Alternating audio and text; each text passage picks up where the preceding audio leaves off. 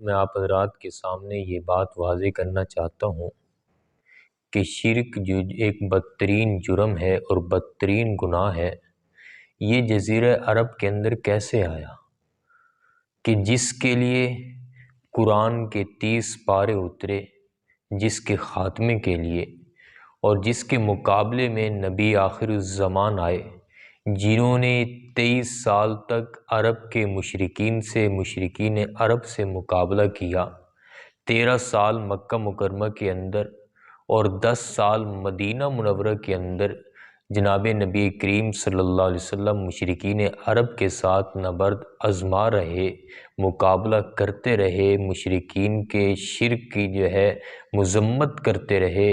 بالآخر یہ عرب کی دھرتی اس شرک سے بدترین گناہ سے پاک ہوئی، بالکل پاک اور صاف ہو گئی، حتیٰ کہ پھر شیطان بھی مایوس ہو گیا کہ اب جزیرہ عرب کے اندر قیامت تک کوئی مشرک نہیں آ سکے گا، کسی قسم کا شرک نہیں ہو سکے گا۔ تو یہ شرک آخر جزیرہ عرب کے اندر آیا کیسے؟ اس کی ابتدا کیسے ہوئی؟ یہ شرک جزیرہ عرب کے اندر کس طرح آیا؟ ابو المنذر بن ہشام نے کتاب الاسنام میں لکھا ہے کہ اولاد اسماعیل، حضرت اسماعیل علیہ السلام کی اولاد جب یہ مکہ مکرمہ میں رہنے لگی تو مکہ مکرمہ میں ان کے لیے جگہ تنگ پڑ گئی کہ جب ان کی اولاد بڑھتی گئی، اولاد سے اولاد بڑھتی گئی تو مکہ مکرمہ کی زمین تنگ پڑ گئی۔ یہ مجبور ہو گئے دوسری جگہ اپنے ٹھکانے بنانے کے لیے، روزی کی تلاش میں، جگہ کی تلاش میں یہ دوسری جگہ منتشر ہونے لگے، دوسری جگہ یہ جانے لگے، آبادیاں آگے پھیلنے لگیں۔ تو جو بھی مکہ مکرمہ کو چھوڑ کر جاتا، اولاد اسماعیل کے اندر حضرت ابراہیم اور حضرت اسماعیل کی اولاد کے اندر بیت اللہ کی محبت تھی، بیت اللہ کی عظمت تھی، تو جو بھی چھوڑ کے جاتا مکہ مکرمہ کو، کعبۃ اللہ کو، تو کعبۃ اللہ کو کوئی پتھر وہ اٹھا لیتا اور اپنے ساتھ لے جاتا، تو اپنے ساتھ لے جاتا، جہاں پر وہ عبادت کرتا اس کو سامنے رکھتا تاکہ وہ کعبۃ اللہ کی عبادت کا لطف آتا رہے، وہ ذوق اور شوق پورا ہوتا رہے۔ تو یہ کام چلتا رہا۔ اسی طرح وہ جو آگے آنے والی نسل ہوتی تھی، وہ جب دیکھتی تھی کہ ہمارے آباء و اجداد یہ ان پتھروں کو رکھ کے عبادت کرتے تھے، تو وہ یہ سمجھنے لگے کہ ان پتھروں کی عبادت کرتے تھے۔ تو اس طرح یہ شرک کے اندر اولاد اسماعیل تھوڑی سی ملوث ہو گئی۔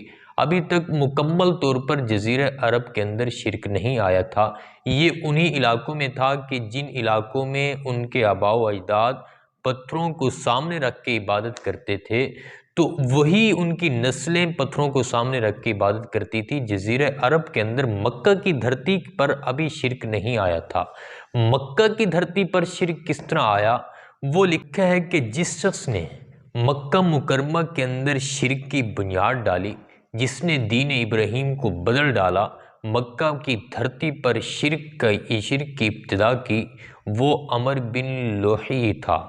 عمر بن لوحی وہ شخص تھا کہ یہ قبیلہ خزاع کا سردار تھا اور یہ بیت اللہ کا متولی بنا دیا گیا۔ تو یہ بیمار پڑ گیا۔ جب یہ بیمار پڑا تو اس کو ایک شخص نے مشورہ دیا، ایک شخص نے کہا کہ بلکہ شام میں ایک چشمہ ہے، پانی کا چشمہ ہے، وہاں جا کر نہاؤ، اس کا پانی پیو، تم ٹھیک ہو جاؤ گے۔ تو اس نے مکہ مکرمہ سے وہاں کا سفر کیا، وہاں جا کر اس چشمے کے اندر وہ نہایا اور پانی پیا تو وہ ٹھیک ہو گیا، بالکل ٹھیک ہو گیا۔ اس نے وہاں پر دیکھا کہ لوگ بتوں کی عبادت کر رہے ہیں، لوگوں نے مجسمے تیار کیے ہوئے ہیں، مجسموں کے سامنے مانگ رہے ہیں، مجسموں کے آگے سر جھکا رہے ہیں، سجدہ کر رہے ہیں۔ تو اس نے پوچھا کہ یہ کیا چیزیں ہیں جن کے سامنے تم جھک رہے ہو، جن کی عبادت کر رہے ہو، جن سے تم مانگ رہے ہو، یہ کیا چیزیں ہیں؟ تو وہ کہنے لگے کہ یہ ہمارے خدا ہیں، چھوٹے خدا ہیں، ہم ان سے مانگتے ہیں۔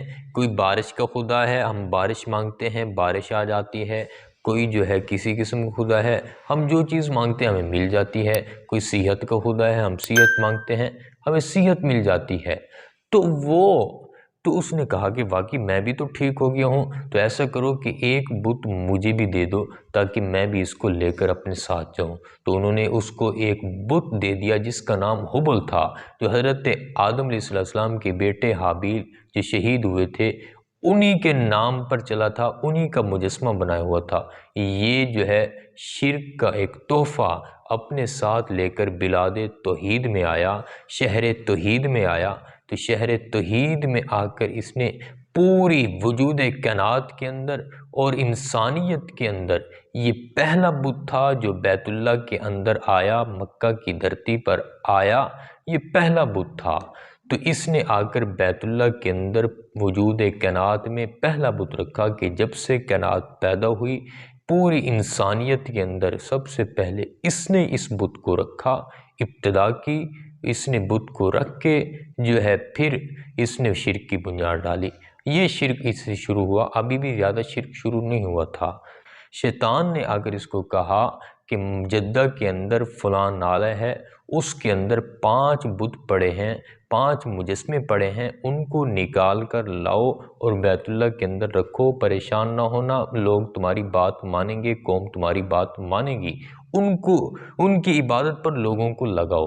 تو وہ شخص گیا جدہ کے اندر نالے کی کھدائی کروائی اور 5 بت وہاں سے نکلے جو حضرت نوح علیہ السلام کے دور کے تھے، جو سیلاب نوح کی وجہ سے اور آنے والے حواسات کی وجہ سے زمین میں دھنس چکے تھے۔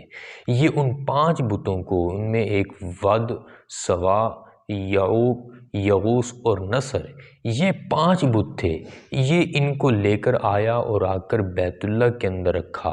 جب حج کا موسم آیا، لوگ حج کرنے کے لیے آئے تو اس نے لوگوں کو کے اندر اعلان کیا کہ تم نے ان کی عبادت کرنی ہے، ان پر اللہ کی رحمتیں اتر رہی ہیں، اللہ کی تجلیاں ان پر آ رہی ہیں، یہ اللہ کی تجلی کے مظاہر ہیں، ان پر اللہ کی تجلیاں برس رہی ہیں، تو تم ان کی عبادت کرو۔ تو یوں جو ہے ایک شہر توحید کے اندر شرک پیدا ہوا، پوری قوم شرک کے اندر مبتلا ہو گئی۔ تو دیکھتے ہی دیکھتے جزیرہ عرب شرک کا گہوارہ بن گیا۔ بیت اللہ کے اندر پھر جو ہے بتوں پر بت رکھے گئے، اتنے زیادہ بت ہو گئے، پھر شرک ہو گیا، ایسے مشرکین پیدا ہوئے کہ جس کے خاتمے کے لیے، جس شرک کے خاتمے کے لیے اللہ رب العزت نے 30 پارے قرآن اتارا اور نبی آخر الزمان کو اتارا، جنہوں نے 23 سال محنت کی، مقابلہ کیا، ان کے ساتھ نبرد آزما رہے، تو بالآخر جزیرہ عرب سے پھر شرک کا خاتمہ ہوا اور شیطان مایوس ہو گیا کہ قیامت تک اب مکہ کی دھرتی پر شرک نہیں ہو۔